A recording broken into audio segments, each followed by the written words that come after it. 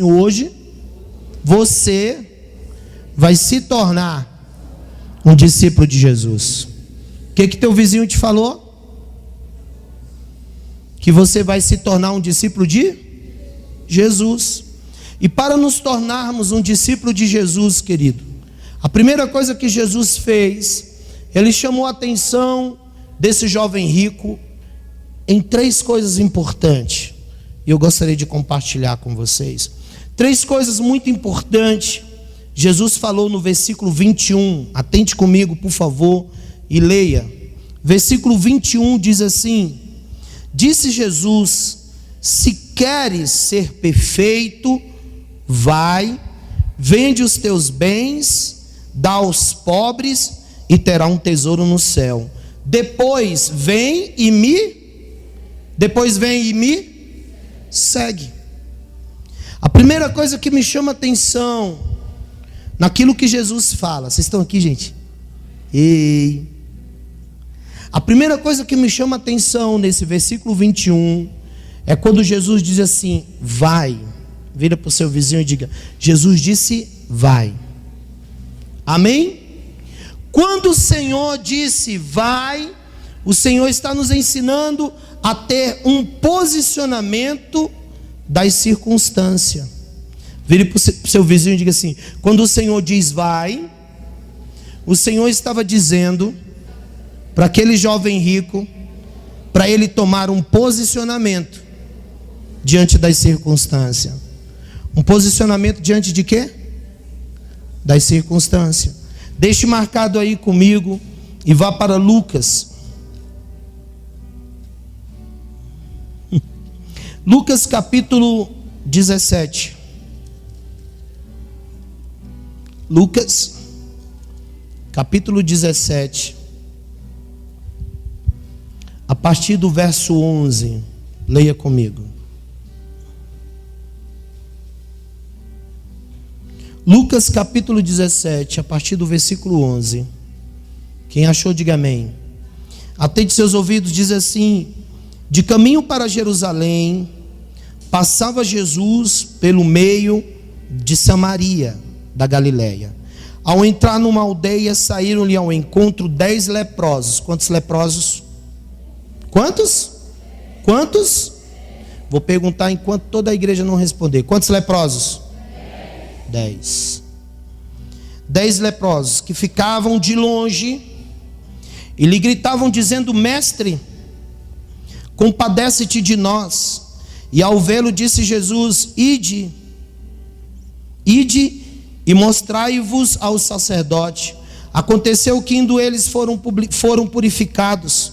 Um dos 10, vendo que fora curado, voltou dando glória a Deus em alta voz. Entre os 10 voltou um ou dois? 3, 4. Fale para o seu vizinho: entre os 10 voltou um, dando glória a Deus. E prostrou-se com o rosto em terra e aos pés de Jesus, agradecendo-lhe. Este era samaritano. Então Jesus lhe perguntou: não era 10 os que foram curados? Onde estão os 9?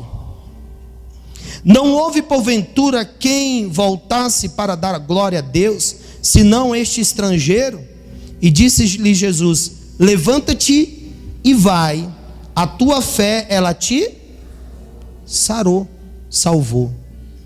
A primeira coisa que me chama a atenção nesse texto desse jovem rico, que a palavra quando diz vai, o Senhor está instigando dentro da gente uma motivação. O Senhor, Ele provoca em nós uma motivação para que o milagre se manifeste. Tem uma frase que eu postei e disse: toda fé, ela é motivada por atitude. Vire para o seu vizinho e diga: fé, ela é motivada por atitude. Fé é o quê? Não ouvi. Fé, ela é motivada pela atitude. Olhe para mim, por favor. Quem não tem atitude não se move pela fé.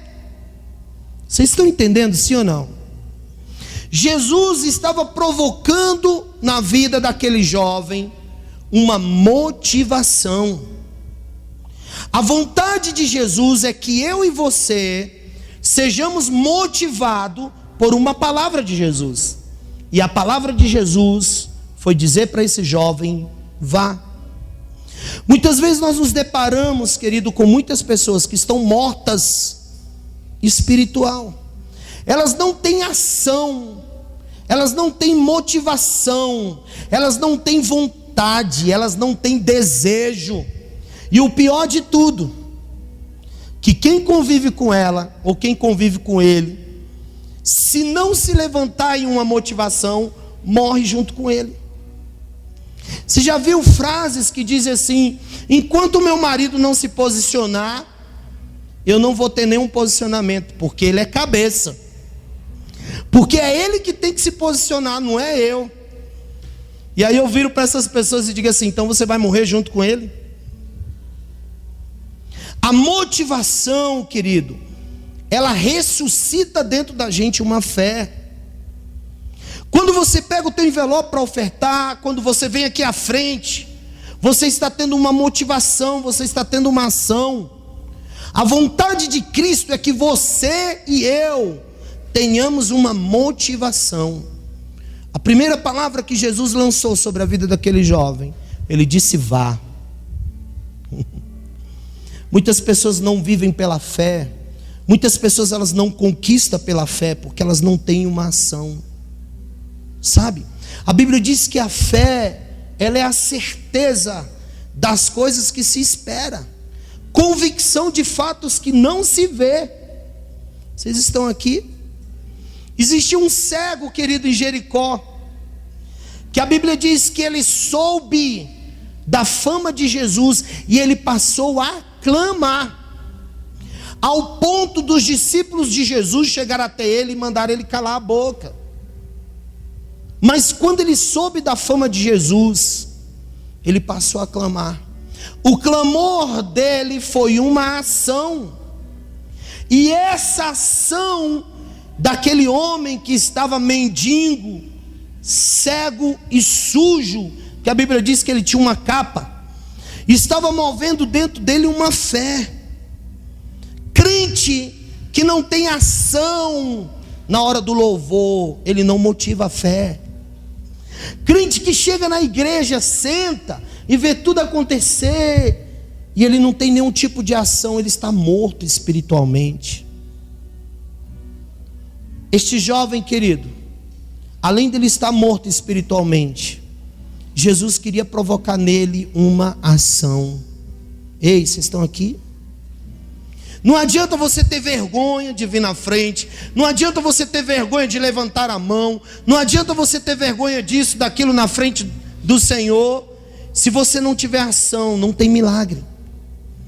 Se você não tiver uma ação, não tem motivação da tua fé. Amém ou não? A Bíblia diz que tinha 10 leprosos. A Bíblia diz que tinha 10 leprosos. E apenas um dos leprosos teve uma ação de chegar a Jesus e agradecer. Ei, crente, se dentro da tua casa, na tua família, você não tiver uma ação, vocês estão aqui? Se você não tiver uma ação para com teu marido, se você não tiver uma ação para com tua esposa, se você não tiver uma ação para que teus filhos se convertam, se você não tiver uma ação para que aconteça algo na sua vida, querido, ali será um cemitério, ali será um lugar cheio de gente mortas espirituais. Amém ou não? Sim ou não? A primeira coisa que Jesus fez, querido, Jesus, ele motivou uma ação daquele jovem, para que ele tivesse força para conquistar. Vire para o seu vizinho e diga assim: entenda, ação move a fé, e a fé move o milagre. Quantos ouviram isso? Levante sua mão profética em nome de Jesus. Vamos ver se todos têm uma ação de levantar a mão. Está doendo o braço, querido, para você levantar tão alto? Se estiver doendo, você pode ficar de braço baixado. Fecha os teus olhos. Diga: eu creio, em nome de Jesus, que uma ação move a minha fé, e a minha fé move o meu milagre. Só quem quer receber o seu milagre, se expressa em uma ação diante do Senhor, o mais forte que você puder. Aleluia. Você pode dizer amém? Glória a Deus. Entenda isso. A fé, ela é movida, querido, por uma ação minha e sua. Amém ou não? Se você quer receber um milagre, se você quer receber algo na tua vida, você tem que agir na ação. Você tem que agir. Fala para o teu vizinho e diga: vizinho, vai. Vai.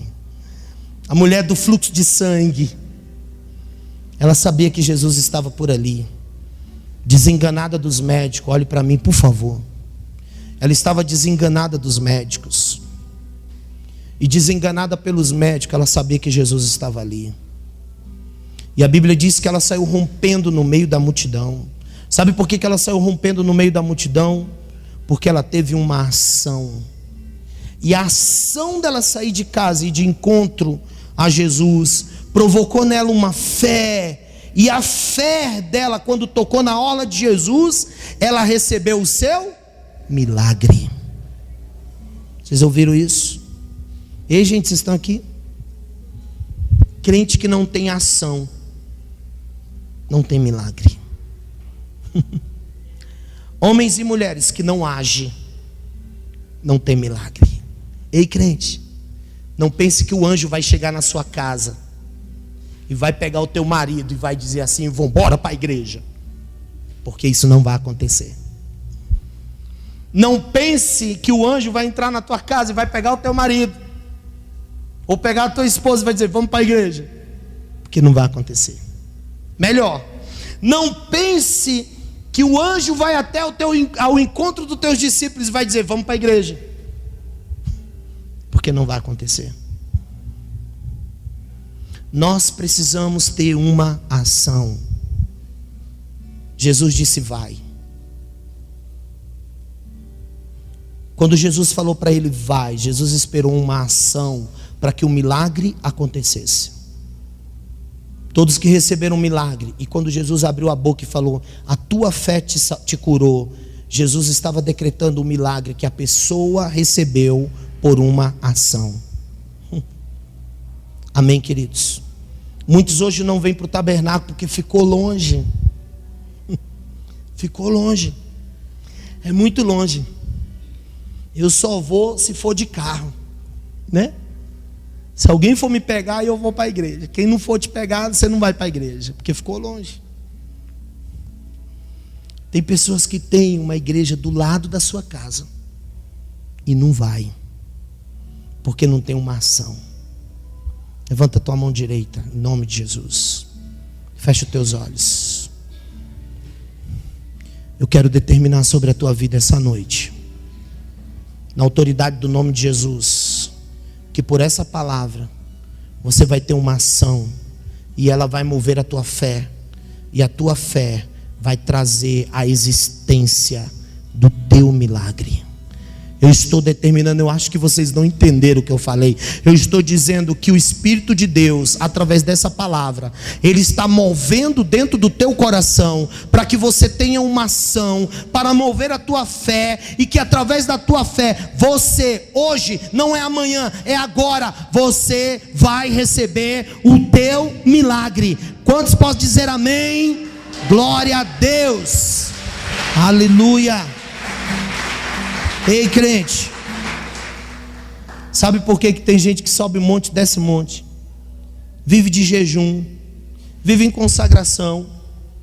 Porque ela crê, através da sua ação, a existência da fé começa a acontecer, e ela sabe que, movido pela fé, ela vai receber aquilo que tanto ela quer. Estão ouvindo? Crente, sem ação não tem milagre. Amém ou não? Vira para o teu vizinho e diga: Jesus disse vai.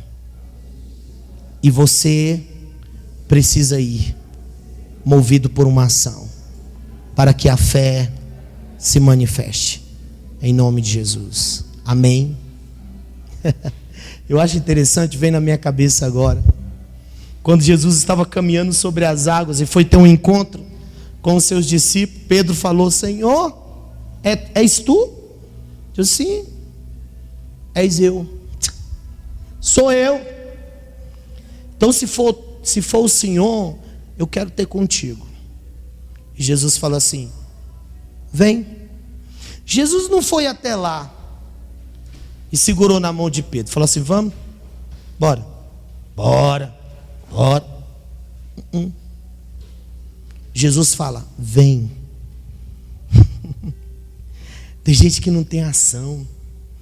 Preste bem atenção, quem não tem ação é o maior incrédulo da terra. É uma das pessoas que são mais incrédulas. Elas não acreditam que Deus pode mover. Elas não acreditam que o Senhor pode mover. Amém ou não? Vire para o teu vizinho. Gente, vocês estão dormindo? Alô?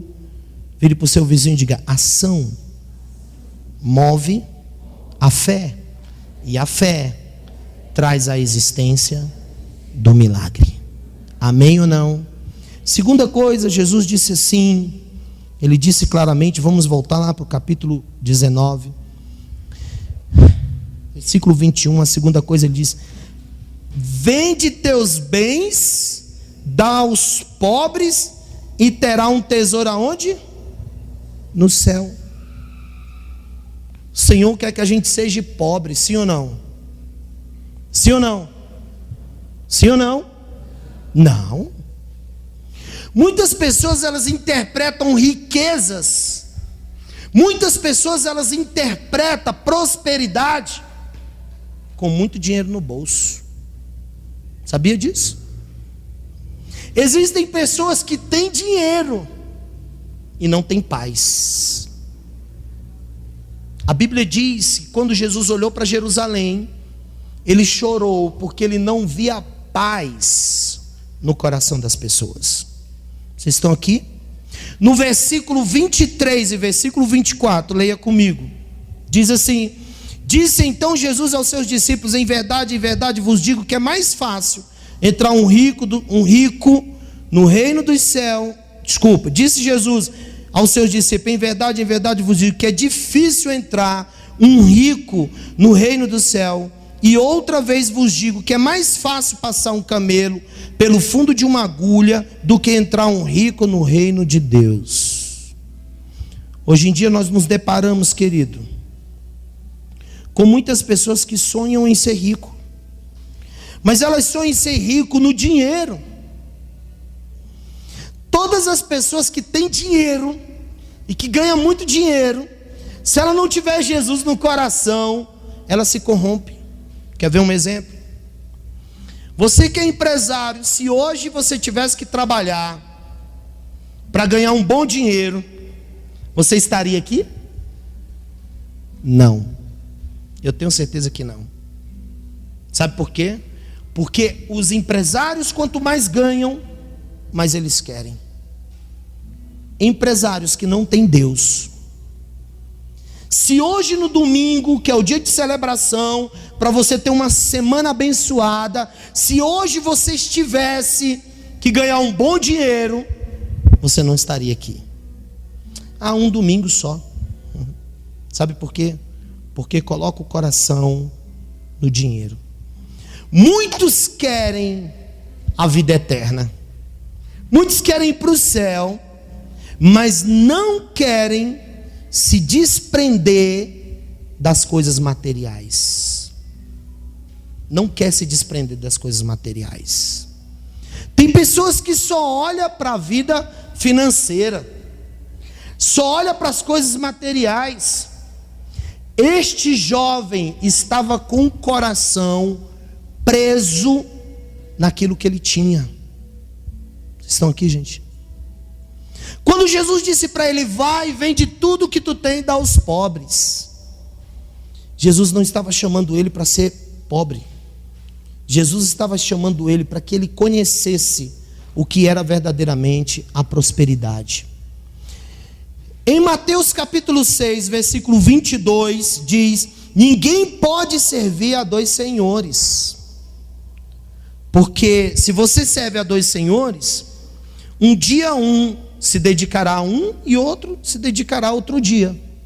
Mas a Bíblia diz que nós temos um Senhor. Sabe o que Jesus estava dizendo para aquele jovem?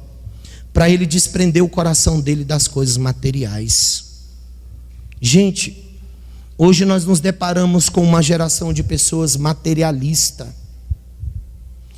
Eu garanto que se hoje nós estivéssemos naquele lugar pequenininho, não teria tanta gente, mesmo porque não cabia. Mas é porque as pessoas só verem quando há prosperidade. As pessoas só olham para aquilo que os outros têm. Elas esquecem de colocar o coração no Senhor. Olha, queridos, existe um texto que fala, deixa eu ver se eu acho aqui.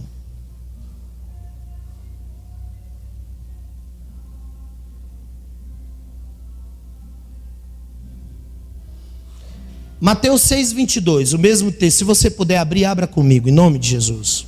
Abra comigo.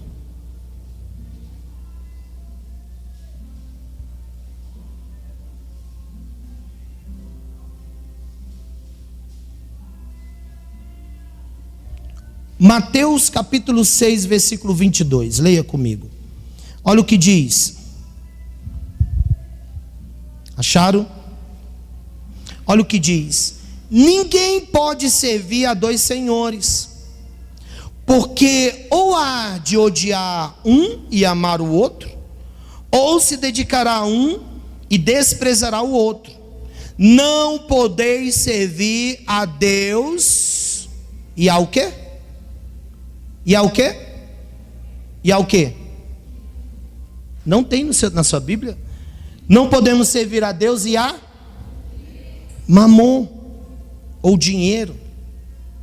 A palavra mamon quer dizer o Deus do dinheiro em hebraico. Olhe para mim, por favor. Existem, querido, 7 principados ou 7 príncipes do inferno que trabalham no coração do homem. Olhe para mim. O primeiro príncipe do inferno chama-se Belial. Segundo príncipe chama-se Leviatã. Terceiro príncipe chama-se Astarote. Quarto príncipe chama-se Beuzebu. Quinto príncipe Morloche. Sexto príncipe Asmodeu. E sétimo príncipe chama-se Mamon. Sabe o que é o Mamon? Aqueles que deixam seus afazeres, aqueles que deixam o seu chamado, aqueles que não cumprem um chamado, sabe para quê? Para apenas ganhar dinheiro. A vida está ligada no dinheiro. Quando Jesus olhou e fitou os olhos sobre aquele jovem, gente, vocês estão aqui? Quando Jesus fitou os olhos naquele jovem, olhe para mim, a primeira coisa que Jesus viu, o coração dele. Quer ver um exemplo? Mateus capítulo 13, versículo 22. E o que foi semeado entre espinho é o que ouve a palavra, mas os cuidados deste mundo e a sedução das riquezas sufocam a palavra. A sedução das riquezas sufocam a palavra e eles ficam infrutíferos. Todas as pessoas que têm um coração seduzido pelo dinheiro, eles são infrutíferos. Eles não têm a presença de Deus. Quando Jesus olhou para aquele jovem, Jesus viu que ele era materialista. Só se preocupava com as coisas materiais. Eu acho interessante, às vezes, uma pessoa, ela tem um carro simples, por exemplo, um carro simples, e nem tem condição de ter um carro mais caro, mas quer porque quer comprar. E aí coloca como se agisse pela fé. Isso não é fé. Isso é sedução, querido. Não tem necessidade. Quando um discípulo meu vai comprar alguma coisa, eu falo: peraí, vem cá, vamos ver se tem necessidade. Muitas às vezes nem chega em mim, porque sabe que eu não vou autorizar, não tem necessidade. A sedução do mundo.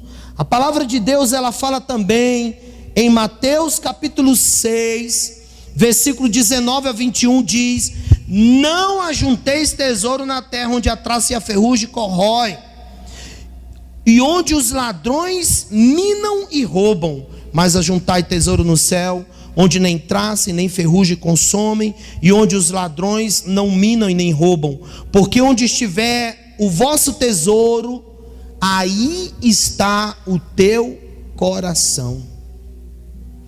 É engraçado quando a gente se depara com pessoas que dizem: bispo, eu não tenho mais como cuidar da minha célula. Por quê?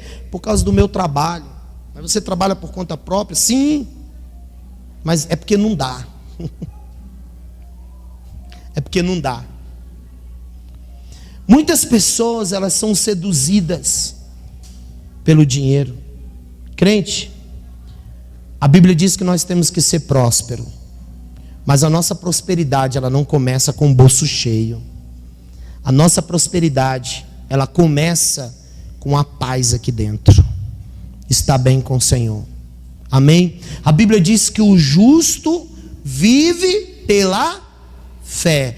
O ímpio, ele vive pelaquilo que ele guarda, pelo dinheiro que ele tem, que ele guarda. Muitos deixam, queridos, olhe para mim, muitos deixam de servir a Deus, muitos deixam os seus chamados, o chamado de Deus, sabe por quê? Para ganhar dinheiro, e acha que é Deus que está abrindo portas, acha que é Deus que está abrindo aquela porta, e eu vou ter muito dinheiro, vou ganhar muito dinheiro, vou até ajudar a obra de Deus. Os que dizem que vão ajudar, porque muitos dizem que dizimam e não dizimam. Sabe por quê? Porque tenta tapear Deus. Porque quanto mais ganha, menos dá para a obra de Deus. Por isso que não são dizimistas. Sabe por quê? Porque o coração está aprisionado em um demônio chamado Mamon, que é um dos príncipes das trevas, que faz o homem e a mulher se corromper o tempo todo pelo dinheiro. Dinheiro, dinheiro, dinheiro, dinheiro. Amém ou não? Amém ou não? Eu costumo pregar e costumo dizer: querido, Deus quer te abençoar através do teu dízimo. Deus quer te abençoar através da tua oferta. Deus quer te abençoar se você é parceiro de Davi. Deus quer te abençoar se você é primicista. Mas se você tem um coração aprisionado e é duro e tenta negociar com Deus, ou não dá para Deus, ou não devolve para Deus o que você tem que fazer, não se preocupe, a obra de Deus, ela não vai parar. Deus queria usar você para abençoar, mas se você não quer ser usado para abençoar a obra de Deus, Deus levanta outro. Posso ouvir amém? E aí você pode abrir a boca e dizer assim: ainda bem que Deus vai levantar outro. Terceira coisa, a palavra de Deus, ainda no mesmo versículo, ela diz: segue-me. Ela diz o quê? Segue-me. A primeira coisa, Jesus disse: vai. A segunda, ele disse: vende tudo que tu tens. Sabe por quê que Jesus disse: vende tudo que tu tens? Porque o coração dele estava preso nas coisas materiais. Às vezes eu acho engraçado quando uma pessoa chega para mim: bispo, uma vez eu estava orando e na oferta Deus pediu um celular. Eu falei: é mesmo? Que bênção, aposto que você entregou. Não entreguei. Eu falei: e aí? Eu estava em casa, ele caiu dentro do vaso e estragou. É, querido. Às vezes Deus quer tirar um celular feio, um celular da época de 2000, e te dar um moderno, e você não abre mão. Às vezes existe empresário que ele está tão preso naquilo que é tão pequeno, aos olhos dele é enorme, aos olhos dele aquilo é grande, aos olhos dele ele tem muita coisa, mas aos olhos de Deus ele olha e fala assim: eu tenho muito mais. Você não tem nem noção do que Deus quer nos abençoar, e por termos o coração preso, às coisas materiais, ao dinheiro, a mamon, nós impedimos que Deus nos abençoe. Amém ou não?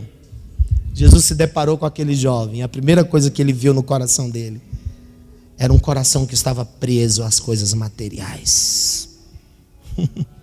As coisas materiais. E aí, querido, e Jesus jogou para ele e falou: vende tudo que tu tem. Ah, meu amado, eu não queria estar no coro desse jovem, não. Jesus olhou para ele e falou: vende tudo que tu tem. E a terceira coisa, Jesus disse: segue-me. Ele disse o quê? Segue-me. Mateus capítulo 28. Leia comigo. Meu Deus. Mateus capítulo 28, a partir do verso 18.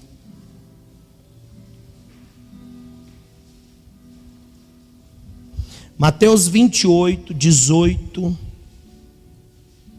Desculpa, gente, Mateus 8, perdão. Volte um pouquinho. Mateus 8. Mateus 8, capítulo 18.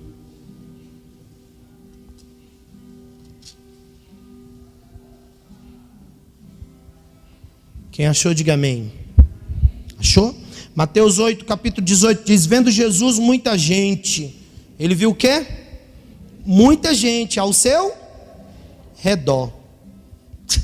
Ordenou que passassem para outra margem. Então aproximou-se dele um escriba e disse-lhe: mestre, seguiste-ei. Para onde que tu foste? Seguiste-ei para onde for. Mas Jesus lhe respondeu: as raposas têm o seu covil, e as aves do céu ninhos para os filhos do homem, e para o filho do homem nem tem onde inclinar a cabeça. E a outro dos discípulos lhe disse: Senhor, permita-me ir primeiro sepultar o meu pai. Replicou-lhe Jesus, porém, e disse: segue-me, e deixe que os mortos sepultar os seus próprios mortos. Quando Jesus virou para aquele jovem, Jesus estava fazendo um convite para ele. Ele disse: vai, vende tudo que tu tens, dá aos pobres e segue-me. A palavra de Deus diz, não precisa abrir, João 1,43 diz: no dia seguinte quis Jesus ir a Galiléia, e achou Filipe e disse: segue-me. Mateus capítulo 9, versículo 9. Jesus passando adiante dali, viu assentado na ribanceira um homem chamado Mateus e disse: segue-me. E ele se levantou e foi. Marcos 2:1 disse: e passando viu Levi, filho de Alfeu, sentado recebendo, e disse-lhe: segue-me. Levantando, o seguiu. Lucas 14:2: se alguém vir a mim e não aborreceu seu pai, sua mãe, seu filho, seus irmãos, mulher, esposa, também a sua própria vida, não pode ser meu discípulo. Jesus virou para aquele homem e falou para ele: eu tenho um convite para você. E o meu convite: dá tudo que tu tem aos pobres e me segue. Outros discípulos e os escribas chegaram diante dele e falaram: Senhor, eu quero te seguir. E Jesus: eu não tenho nem onde inclinar minha cabeça, mas você quer? Segue-me. Ele disse claramente assim, no versículo, replicou-lhe Jesus, versículo 22, porém Jesus lhe replicou: segue-me e deixe que os mortos sepultem seus mortos. Hoje nós nos deparamos com uma geração de discípulos que primeiro tem que terminar a faculdade para poder fazer alguma coisa na igreja. Hoje nós nos deparamos diante de discípulos que primeiro tem que cuidar da sua casa para poder fazer alguma coisa na igreja. Hoje nos deparamos diante de discípulos que primeiro tem que ficar rico para poder semear na igreja. Primeiro tem que ter um emprego para poder semear na igreja. O convite de Jesus para aquele jovem foi para que ele largasse tudo e o seguisse. Todas as vezes que cria-se um argumento dentro do teu coração, eu estava conversando com as meninas da dança. Falei: por que vocês não estão dançando? Ah, porque não tem roupa. Dança com a roupa que vocês têm. Muitas pessoas, elas querem colocar um obstáculo. Ah, por que eu não ganho vida? Porque eu não tenho um carro para poder ir ganhar vida. Ah, por que eu não fui na célula? Meu carro está quebrado. É porque, bispo, eu sou paralítico da perna. Eu não consigo caminhar até a igreja sem carro. Eu tenho que ir de carro. Bispo, eu não fui para a igreja é porque eu não sei dirigir. E o meu marido não me leva. Bispo, é tanta desculpa. Quantas desculpas nós encontramos? Encontrei com a irmã dentro da igreja, irmã, e aí a célula foi uma bênção? Não. Por quê? Porque o meu marido não deu célula. E você? Ah, eu estou esperando um posicionamento dele. Então morra junto com ele. A pior coisa que existe, sabe o que é, querido? É que às vezes dentro da igreja, as pessoas só faltam levantar uma plaquinha. Quando a gente fala alguma coisa que vai de impacto na tua vida, falta você levantar uma plaquinha e dizer assim: eu não estou gostando dessa palavra. O bispo, fala de prosperidade. O bispo, fala disso. O bispo, fala daquilo. Sabe por quê, querido? Começa a criar um monte de argumento dentro do coração das pessoas. Elas põem obstáculo. O discípulo virou: Senhor, morreu alguém da minha família, primeiro eu tenho que sepultar. Jesus falou: deixa que os mortos sepultem seus mortos. Sabe o que Jesus estava dizendo, querido? Ei, você que é casado, ou você que é casada, se tua mulher morrer, não morra junto com ela não, meu amado. Se o teu marido morrer, não morra com ele não.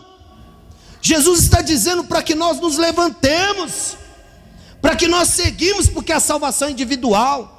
Imagina você subindo para o céu e o teu marido segurando no teu pé. Opa, eu vou contigo, deixa eu segurar no teu pé. Ah, toma banho.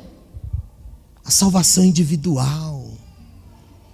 Vocês estão ouvindo o que eu estou falando? Ei, crente, quem quiser morrer, morra. Mas não invente desculpa. Não invente desculpa para você ser abençoado. Amém? Amém ou não? Pare de inventar desculpa. Ué, fulano, por que você não foi na igreja? Ah, bispo, eu trabalhei, cheguei muito cansado. Sim, mas a palavra de Deus diz que é lá na igreja, é lá no culto, é na harmonia, é a unidade da fé que faz a gente ficar forte. É, mas o senhor sabe, né? Estou cansado. Tá bom. Ué, crente, e aí? Quanto tempo você vai ficar sem tua célula? Eu costumo ver tanto discípulo se escondendo. É sério. Eu vejo discípulo que se esconde de trás de um som. Eu vejo discípulo que se esconde num instrumento musical. Eu vejo discípulo que se esconde num microfone. Aleluia, Senhor. Oh, glória a Deus. E na hora do fazer, ganhar vidas. Não ganha ninguém. Isso é se esconder. Eu vejo discípulos que se escondem em uma célula onde seus líderes passam a mão na sua cabeça. Ou melhor, fala o que você gosta de ouvir. Oh, coisa boa. Meu líder é maravilhoso. Queira ser meu discípulo, você vê? Você vê o que você vai ouvir na célula? Acomodados. A palavra de Jesus, segue-me, é para aqueles que têm uma ação. É para aqueles que verdadeiramente querem abrir mão. É para aqueles que verdadeiramente, querido, eles querem se tornar discípulo de Jesus. Vocês estão aqui? Alô? Estou intimidando vocês? Não, né?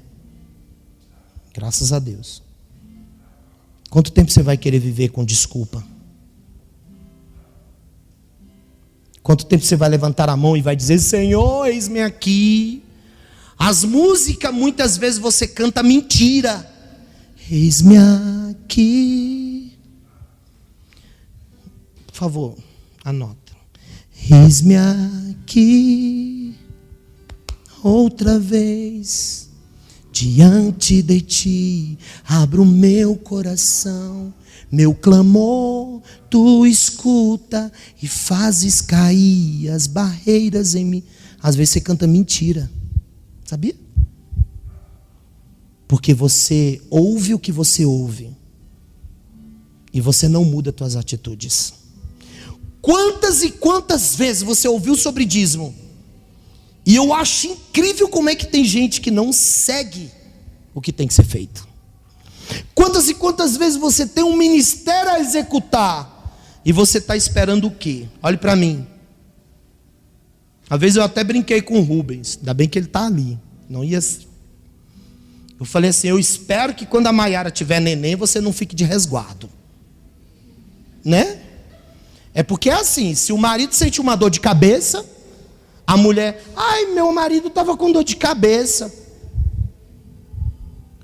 A fé, ela é motivada por uma ação. Vocês entenderam isso? Não espere por ninguém. Amém ou não? Não espere por ninguém. Se você não acordar dessa sonolência espiritual, não vai haver mudança. Amém ou não? E para me finalizar, não sei se dá tempo, mas eu vou tentar ser rápido. Qual era a vontade de Jesus para aquele jovem? Qual era a vontade de Jesus para aquele jovem? Primeira coisa, a vontade de Jesus para aquele jovem é que ele se tornasse discípulo. Ele teve uma oportunidade de compor uma equipe de 12 de Jesus.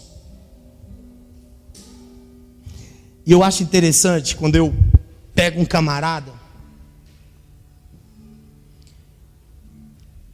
e dou-lhe uma sabatina, lhe arrocho, ele corre para outra célula. E aí, guerreiro, bora voltar? Não, bispo, eu estou muito bom aqui, tá ótimo. Caba sem vergonha, tá ótimo porque tu não tem quem pise no teu calo, tá ótimo porque não tem quem vai te apertar. A vontade de Jesus é que ele fosse discípulo. Mas muitos têm chamado, né? Diz a palavra. Muitos são? Muitos são o quê? Bate no seu peito e diga: eu fui chamado. Você está batendo e dizendo o quê? Você foi o quê? Chamado. Mas a Bíblia termina dizendo assim: poucos são escolhidos. Muitos podem pegar a Bíblia e interpretar ela da seguinte forma. Atenção, internauta. Podem interpretar da seguinte forma: não, é porque eu não fui escolhido. O Lucas é mais bonito que eu, então ele que foi escolhido, não fui eu. Muitos são chamados, poucos são escolhidos. Ixi, eu não fui escolhido.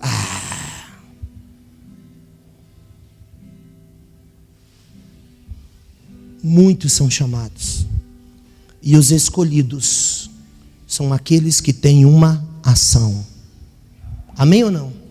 Os escolhidos são aquele que tem uma ação. Vire para o seu vizinho e diga assim: os escolhidos são aqueles que têm uma ação.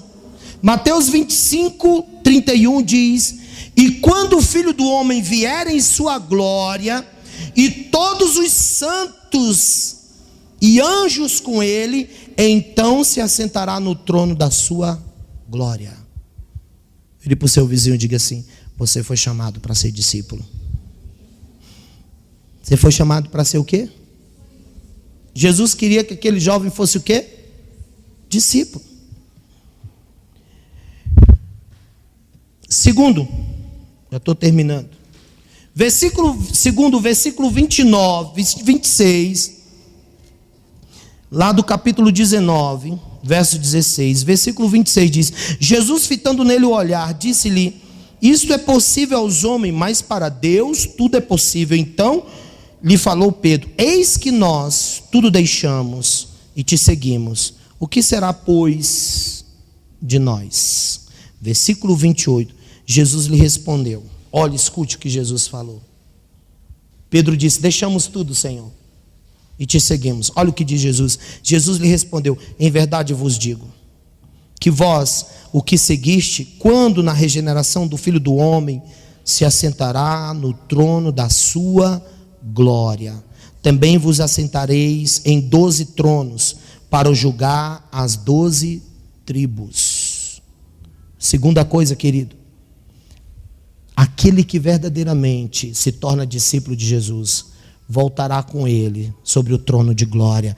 É o que se assenta no trono de glória. Levanta a tua mão em nome de Jesus. Fecha os teus olhos. Diga: eu creio que aquele que verdadeiramente se tornar discípulo de Jesus, voltará e se assentará diante do trono da glória. Você pode dar um forte aplauso ao Senhor? Glória a Deus. E para mim finalizar, essa é a recompensa. Talvez se tivesse uma barra de ouro, todos queriam, né? Mas a Bíblia diz que aqueles que são discípulos, Jesus dará a recompensa e voltará com o Senhor, voltará como santo para julgar todos aqueles que estão sobre a terra. E nós nos assentaremos diante do trono da glória. Amém? Segunda coisa, terceiro, versículo 29, diz assim: e todo aquele que tiver deixado casa, irmãos, pais, mãe, mulher ou filho, campos e por causa do meu nome, receberá muitas vezes e muito mais, herdará a vida. Segunda coisa, terceira coisa, Jesus queria que ele fosse herdeiro da vida eterna. Quarto e último, versículo 30, para mim finalizar. Porém, muitos primeiros serão últimos, e os últimos serão primeiros. Jesus estava tirando o que era do homem, Jesus estava tirando o que estava no coração dele, para Jesus dar a verdadeira prosperidade. Amém? E o último, querido, se tornasse próspero. Em nome de Jesus, fique de pé. Nós vamos participar da Santa Ceia. E a primeira coisa que nós temos que entender hoje é que verdadeiramente nós precisamos entregar nossa vida para Jesus. Nós precisamos tomar um posicionamento daquilo que o Senhor tem para nossas vidas. Amém ou não? Amém ou não? Coloque suas duas mãos sobre o teu coração e diga comigo: Espírito Santo, eu vim aqui essa noite para que teu Espírito mova no meu coração, e eu preciso que haja um conserto na minha vida. Eu preciso, em nome de Jesus, ter uma motivação, e essa motivação, que é o eu irei e tomarei posse daquilo que o Senhor tem para a minha vida. Diga: Espírito Santo, eu recebo na minha vida uma motivação para que eu haja